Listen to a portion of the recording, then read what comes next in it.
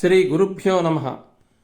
British వారికి స్వప్నములో కూడా గుండెలలో గుబులు రేపే కొద్దిమంది భారతీయులలో నేతాజీ సుభాష్ చంద్రబోస్ ప్రథములు.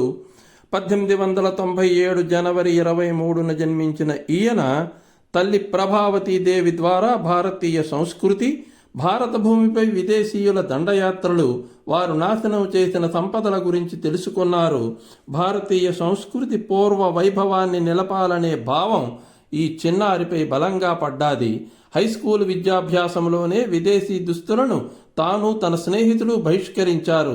తల్లి కోరిక ప్రకారం ఇంగ్లాండ్ వెళ్లి ఐసీఎస్ పరీక్ష పాసై భారతదేశం వచ్చారు. కలెక్టర్గా ఉద్యోగంలో చేరితే ఆంగ్లేయుల బానిసగా పనిచేయాలని ఆ ఉద్యోగంలో చేరలేదు. భారతీయులను జై హింద్ నినాదంతో ఉత్తేజపరిచారు. ఆయన సమయస్ఫూర్తి, వాక్చతురత, నాయకత్వపు లక్షణాలు ప్రజలందరినీ ఆకర్షించడం చూడలేక ఆంగ్లేయ ప్రభుత్వం తప్పుడు కేసులు బనాయించి బోస్ను రంగూన్ జైలుకు పంపారు. కానీ ప్రజా ఉద్యమానికి తల వంచి ఆయనను విడుదల చేశారు. కానీ ఆయన చేసే ప్రతి పనికి ఆటంకాలు కలిగించారు.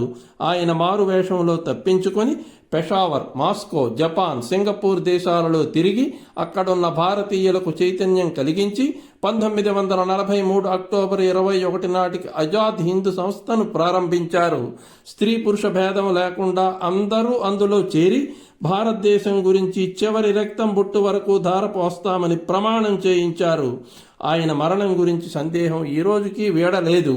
ఏది ఏమైనా కలెక్టర్ ఉద్యోగాన్ని వదులుకొని ప్రాణాన్ని పణంగా పెట్టి మాతృదేశం దాస్య శృంఖలాలను తెంచాలని, భారతదేశానికి స్వాతంత్ర్యం లభించాలని ఆయన చేసిన కృషి ప్రతి భారతీయుడి హృదయంలో చెరగని ముద్ర వేసింది.